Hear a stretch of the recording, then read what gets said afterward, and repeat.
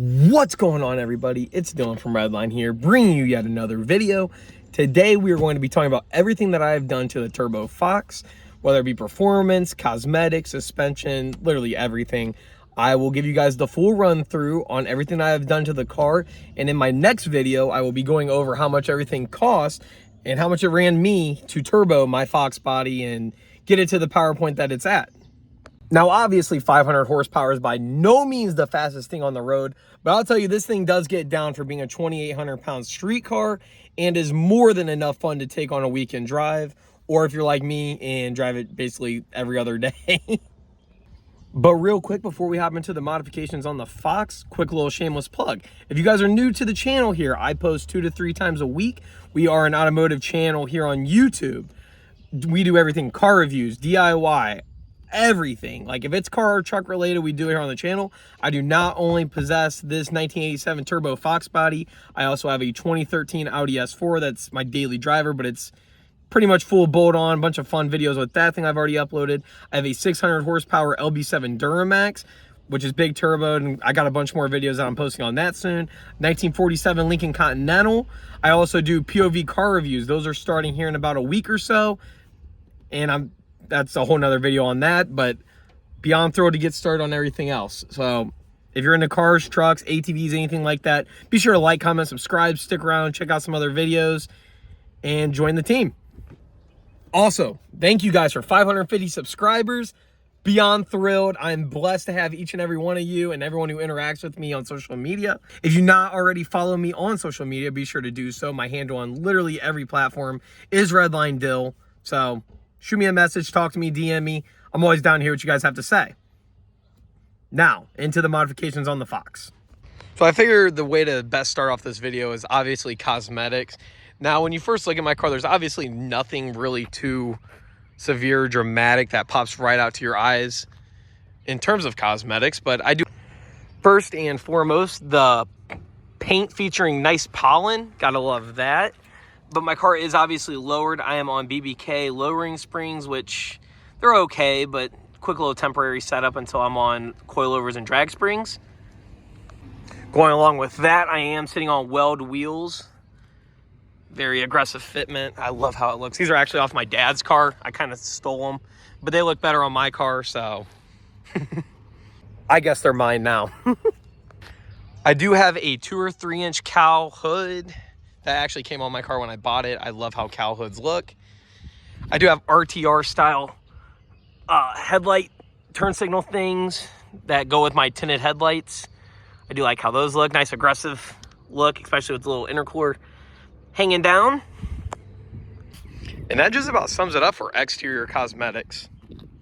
Now, if you know how I like to build cars or what my taste is in cars, I'm more of an OEM plus kind of guy. I typically prefer performance mods with like OEM modifications that were, say, on higher trims, or just subtle things that make the car look better but not going too over the top.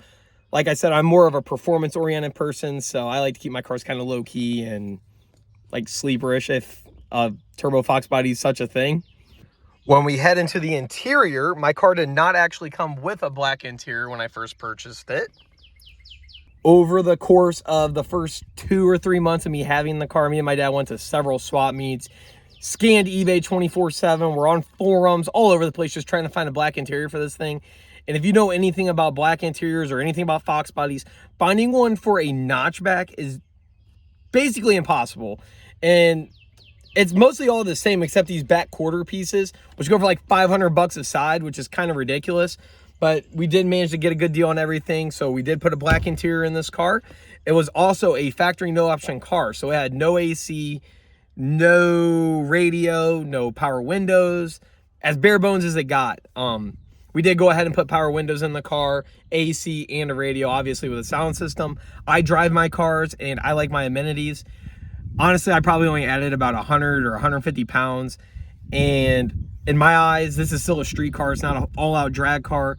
So that sacrifice can be made, and it's not even really a sacrifice. I like to be comfortable when I drive my stuff, especially on like hot summer days like it is today. The AC is nice. It's nice to cruise around bumping. It's just, I like my amenities. I do have a head unit featuring Apple CarPlay and Android Auto. It's very nice. The car does possess upgraded speakers. I do have my boost gauge, my AFR gauge, since it's obviously turboed. 140 cluster, that obviously was not in this car. I found a 140 cluster. Actually, I think my dad had this. I might have stole it from him. But we set the mileage to be about the same. The cluster that was in the car originally actually only went up to like 80 or 85. A lot of the older cars did that due to various mandates or whatever the laws were back then. But the 140 cluster, definitely an upgrade. Now, how about we actually get to the stuff that you guys care about, the engine, my turbo kit, and everything under the hood, and go from there. Okay, so first things first. Obviously, it's turboed and the visual stuff that you guys can see, but I'll start off with what kind of blocks in the car, the internals, and, you know, just go one by one. So, to start off, this is a XXX block. Being a XXX block, the car does tout forged pistons, a upgraded crank, and that's about it. It is still a stock block car, which is kind of sketchy, but I don't really have any fear of it going kaboom. I'm basically running the Trick Flow top end kit for all my top end stuff, minus their intake manifold. That is a GT40 tubular intake. So I'm rocking Trick Flow 170 heads, the 1.6 roller rockers, and then just about everything else that comes in the kit, along with their timing kit.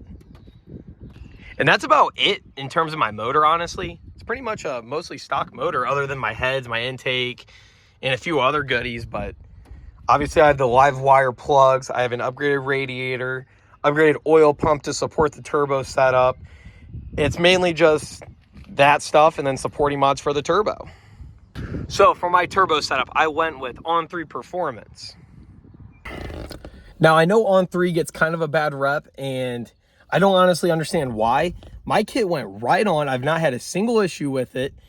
And honestly, I don't know if it's because they're local to me or what, but they have been pretty stout. Their customer service is amazing. Everything's been good with the kit. If you have a Mustang or like any of the platforms that they support and you want to make cheap, efficient power, an On3 kit is the way to go without a doubt. Now, I'm not sponsored or anything. I wish I was. On3, if you want to sponsor me, hit me up. But for cheap power, it is definitely the way to go. Now, for the turbo itself, I did upgrade to the 70 or 72 millimeter, the ball bearing turbo, so it spools faster, it's more efficient. I am very glad I did that. I did upgrade the radiator from them, and I also got 60-pound injectors. Everything else is basically comes with the kit as it is. I got the turbo blanket and all the heat wrap. Obviously, that stuff came separate, but the kit itself, everything's there. Pretty easy. In terms of transmission, I am running a World Class T5 that came in my car with a short throw shifter. I have a Ford Motorsport clutch, which is rated for about 600 torque, I believe. I have a short throw shifter with that. I have, let's see, what else is on the car? 373 gears. I do have different control arms in the back. I cannot remember which ones they are. BMR maybe. And honestly, that's just about it. I do have a lightened flywheel as well. Let me see if I can think of anything else. I am running a Trick Flow Stage 2 cam. I forgot to mention that. Very similar to an F cam, which works amazing with turbos. So don't forget that. I do have the Fluidyne radiator and the upgraded intercooler from On3. And that's just about it, honestly. All in all, it's a pretty simple setup to get quick, efficient power out of these cars. Now, obviously, compared to other things on the internet, 500 horsepower sounds like probably nothing. But when you're in a car that doesn't weigh that much and it has that older mechanical feel, it's definitely a blast. Now, don't get me wrong. I do plan to turn this thing up a little bit in the future. Obviously, more power is never really a bad thing until it's like not usable. But I am going to turn it up a little bit and see what she can do.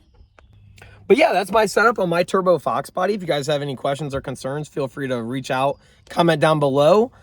Be sure to subscribe for a bunch more Foxbody content. My next video will be how much I've actually spent on this thing, which now I don't know if I actually want to make that video for my own mental health, because I'll probably be sad when I've seen how much money I've spent on this car. But on a real note, it's very efficient. They're really not that bad to modify. A lot of other people run very similar setups to me, and I can't complain. So if you have a Foxbody and are trying to get an idea of what you want to do with the car, this is a not too bad setup for relatively budget friendly. So I hope this video helped you guys out, gave you an idea on what to do with your Fox, or gave you some insight. On that note, I am Dylan from Redline. Be sure to check out some of my other videos. I do not only have this 1987 Turbo Mustang, I have a 2013 Audi S4 that I drag race as well. 600 horsepower LB7 Duramax. We have a dune buggy that I'm getting out here soon. That'll be one of my upcoming car reviews. Stay tuned for that. And honestly, just a bunch of automotive stuff. We like to have a good time here on the channel. So be sure to stick around, like, comment, subscribe, hang out with everyone on the channel, and yeah. And on that note, I'm going to peace out and start filming my next video that you guys will see, which is how much money it cost me to build a 500 horsepower turbo Foxbody. Stay tuned for that. Thank you guys again for the continued support, and I am out. Peace out.